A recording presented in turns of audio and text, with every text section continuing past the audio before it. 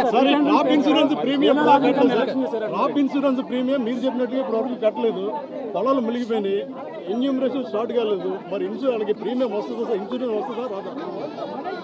రాదు కాబట్టే కదా నేను అడిగేది. అందుకని బాధపడుతూ నేను చంద్రబాబు నాయుడు బుద్ధి ఉందా జ్ఞానం ఉందా అని చెప్పి చంద్రబాబు నాయుడుని తిడుతున్నాను, చంద్రబాబు నాయుడు ప్రశ్నిస్తున్నాను. ఎందుకు కట్టడం లేదని అడుగుతా ఉన్నాను, ఎందుకు చేయడం లేదని అడుగుతా ఉన్నాను.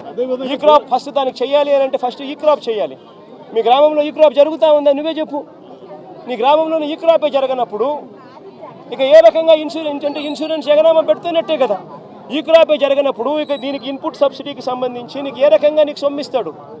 తెలుగుదేశం పార్టీకి సంబంధించిన వాడు ఎవడైతే రాసుకుంటాడో, నీ పేరేం పేరు? సాంబా అంటే వైసీపీనో లేకపోతే న్యూట్రల్లో అయితే రాదు. ఒక నిమిషం, ప్రకాష్ ఏమన్నా తెలుగుదేశం అని అనుకో, ప్రకాష్ టిక్. ఈ క్రాప్ లేదు, పారదర్శకత లేదు, ఇన్సూరెన్స్ ఎట్టాగు లేదు, ఇన్పుట్ సబ్సిడీ కూడా ఇప్పటి వరకు వీళ్ళకి కావాల్సిన ప్రకారం వీళ్ళకి కావాల్సినోనికి నచ్చినోనికి ఇస్తారు, నచ్చినోనికి. జిల్లా స్థాయి అధికారులు కలెక్టర్ కానీ రెవెన్యూ అధికారులు కానీ వచ్చి పంట నష్టం వేసిన దాఖలాలు లేవు. ఒక పిఠాపురం కాకినాడ నియోజకవర్గం కాదు, జిల్లానే కాదు, అటు కోనసీమలో కూడా దాదాపు 3వ వరదైనా సరే ఎక్కడ కూడా పట్టించుకోవట్లేదు అనేది ప్రజలు చెప్తున్నారు. అదే కదా చెప్తా ఉన్నా. బాని పేరేం పేరు? సత్య. అదే సత్య నేను చెప్తా ఉన్నాను. ప్రభుత్వం స్పందించడం లేదనే కదా నేను చెప్పేది. ప్రభుత్వం అంతా ఫోటోలకు పరిమితం అవుతా ఉంది. చంద్రబాబు నాయుడు అనే వ్యక్తి టోటల్గా డ్రామా ఆర్టిస్ట్ అయిపోయినాడు. మామూలుగా పవన్ కళ్యాణ్ సినిమా స్టార్, కానీ ఇక్కడ కాదు. పాపం ఆయన కొత్తగా వచ్చాడు, పాపం ఆయనకి ఏం తెలిసినట్టు లేదు. కానీ చంద్రబాబు నాయుడు పవన్ కళ్యాణ్ మించిపోయినాడు. ఆయన సినిమా ఆర్టిస్ట్ అయితే ఈయన డ్రామా ఆర్టిస్ట్. గత ప్రభుత్వ నిర్లక్ష్యం వల్ల ఏలేరు ఆధునీకరణ చేశారు. రీటెండరింగ్ పేరుతో నిధులు ప్రకటించినప్పటికీ ఎక్కడ కూడా నిధులు ఇవ్వలేదని ఆరోపిస్తున్నారు. పేరేం పేరు అన్న? అదే ప్రకాష్ నేను చెప్పేది. కనీసం మా హయాంలో 2000 వాళ్ళు Chandrababu Naidu already revise estimate చేసినాడు స్వామి 295 కోట్ల రూపాయలకు. అది ఉంది, జరుగుతూ ఉంది. మే హయాంలో దాన్ని వేగం ఎందుకు పెంచలేకపోయాము అని అంటే నిండుగా రిజర్వాయర్లు ఉన్నాయి. మోడర్నైజేషన్ ఆఫ్ కెనాల్ చేయాలి అని అంటే క్రాప్ హాలిడే ప్రకటించాలి. నిండు కుండల రిజర్వాయర్ ఉన్నప్పుడు ఎందుకులే హాలిడే ప్రకటించడం ఎందుకు? 14,000 క్యూసెక్స్ ఫ్లో అయ్యే కెనాల్లో కనీసం 10,000 అన్న పోతూ ఉన్నాయి కదా. పెద్ద నష్టం ఏమి లేదులే, రెగ్యులేట్ చేసుకుంటూ పోతూ ఉంటే పెద్ద నష్టం ఉండదు.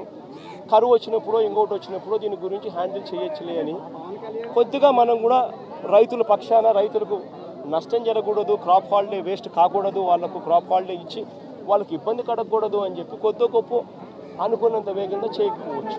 కానీ చంద్రబాబు నాయుడు హయాంలో ఎందుకు చేయలేదని అడుగుతా ఉన్నా. ఇదే 295 కోట్ల రూపాయలకి ఎస్టిమేట్లు పెంచింది చంద్రబాబే కదా. 2015 ఏప్రిల్లోనే పెంచాడు కదా. మనం పెంచినప్పుడు తన హయాంలో తనకు 2015 నుంచి 4 ఏళ్ళు తన హరితనంలో ఉంది.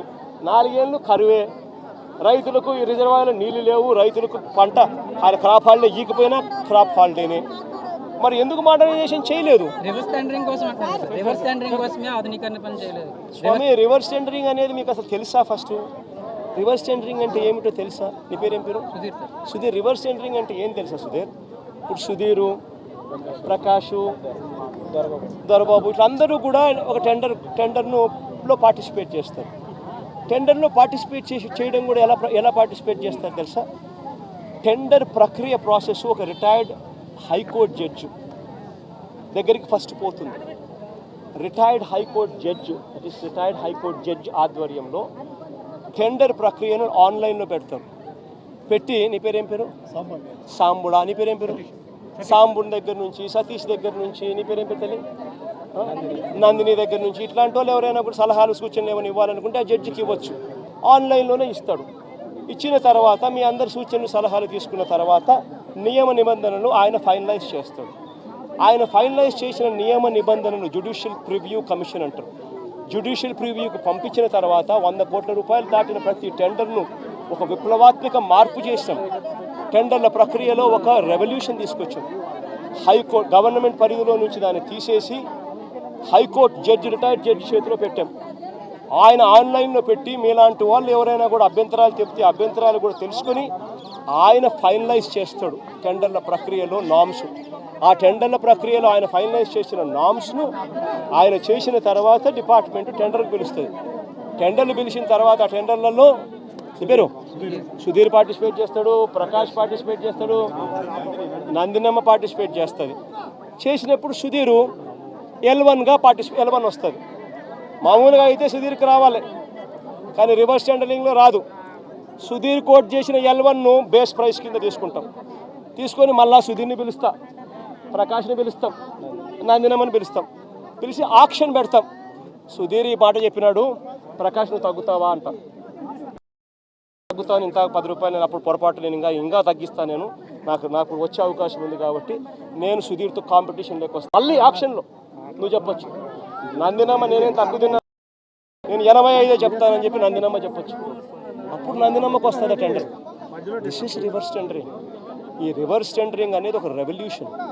ఈ రివర్స్ టెండరింగ్ అనేది టెండర్లలో ఒక ఫిక్స్ చేసి, బిడ్స్ అన్ని ఫిక్స్ చేసి, క్వాలిఫికేషన్స్ అన్ని ఫిక్స్ చేసి, ఎవరిని పార్టిసిపేట్ చేయకోకుండా వాళ్ళందరినీ కట్టడి చేసి ప్రక్రియను పూర్తిగా ఆపేసే కార్యక్రమం reverse tendering. Please subscribe .news.